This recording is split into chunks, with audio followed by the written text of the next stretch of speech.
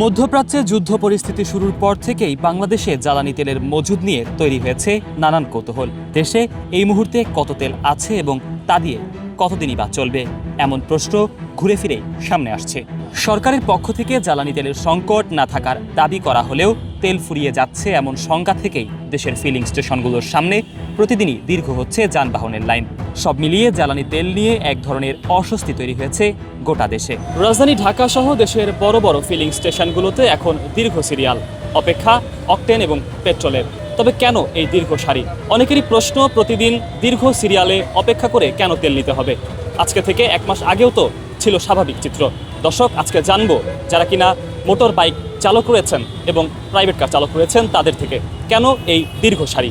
সঙ্গে রয়েছে আমি খন্দকার তাসিন। সরকারে বলতেছে যে তেলের মজুদ আছে, অভাব নেই, কিছু নাই, কিন্তু পাম্পগুলা নিয়ে এরকম করতেছে কেন বুঝতেছি না। হয় কিভাবে? এই যে দেখেন আপনি 8:30 বাজে লাগাইছি, আমি তেল দিবে মাত্র 10 লিটার, তাহলে আমি তো অলরেডি 2-3 লিটার তো পুড়েই ফেলেছি। 10 লিটার তেল দিয়ে কতটুকু আর চলা যাবে? হয়তো দেখা গেছে আমার দিন যাবে না, আবার নেওয়া লাগবে আরেক জায়গা থেকে, এরকম। এটার দিকে সরকারে ভালোভাবে এটার দিকে নজর দেওয়াটা উচিত। এখন বর্তমানে যে তেলের যেই সিন্ডিকেটটা কোথায় করে রাখছে, এটা অতি শিগগিরে সরকারের এটার দিকে নজর দেওয়াটা খুব জরুরি বিষয়। এই জিনিসটা যে কোন জায়গা থেকে এই সমস্যাটা হইতেছে। পাম্পে এখানে এসেছি 1 ঘন্টা হয়, লাইনে দাঁড়ানো আছি। সিরিয়ালে যুক্তি হয়েছি শাহবাগ পিজি হসপিটালের ওখান থেকে। সরকারের তরফ থেকে বলা হচ্ছে দেশে তেলের কোনো সংকট নেই, কিন্তু বাস্তবে সে পাম্পের সাথে যখন আসি পাম্পে, তখন দেখি তারা পর্যাপ্ত পরিমাণ তেল সরবরাহ করে না। অধিকাংশ পাম্প হলো জিয়া তেল নেই, এটা প্ল্যাকার্ড লাগিয়ে পাম্প বন্ধ করে রেখেছে। তো এই বিষয়ে আমি মনে করি যে সরকার বলছে তেল আছে এবং বাস্তবে আমরা এসে দেখি তেলের সংকট।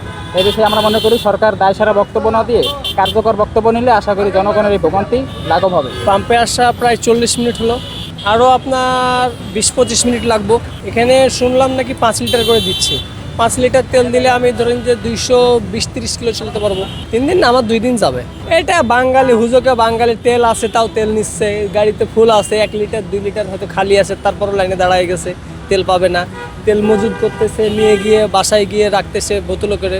ওই জন্য একজনের জন্য 10 জনকে ভোগান্তি হইতে হচ্ছে আর কি। কালকে আমি ফেনীতে গিয়েছিলাম একটা বাইক কিনতে, পরে ওখানে গিয়ে তেলই দিচ্ছে না, বিশাল সিরিয়াল, প্রায় 1-2 কিলো সিরিয়াল, 200 টাকা করে দিচ্ছে। ঢাকাতে তো মানুষ পাচ্ছে, 5 লিটার পাচ্ছে, ঢাকার বাইরে তেলই পাচ্ছে না মানুষ। ঢাকার বাইরে আরও হাহাকার অবস্থা। তারা বলতেছে তাদের কোস্টিং খরচ বেশি, তাদেরকে গাড়ি লোড করে তেল দিচ্ছে না, ওই জন্য তারা তেল আনতেছে না। সমস্যার সম্মুখীন এই যে ধরেন যে এতক্ষণ ধরে দাঁড়িয়ে আছি লাইনে, এটা তো একটা ভোগান্তি। এই যে রোদ্রে দাঁড়িয়ে শরীরেরও ক্ষতি, তাছাড়া সবাই তো মনে করেন যে কর্মমুখী, আপন আপন কর্মে লেগে আছে। এই যে আমার কর্মের বাদ দিয়ে এখন লাইনে দাঁড়ায় আছি টোকাইদের মতো।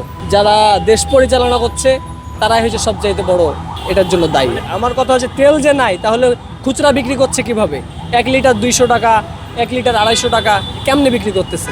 ওই তেলগুলো ওরা কোত্থেকে পাচ্ছে? আপনি ঘুরেন ঢাকা শহরে বিভিন্ন জায়গায় বিক্রি করতেছে এভাবে।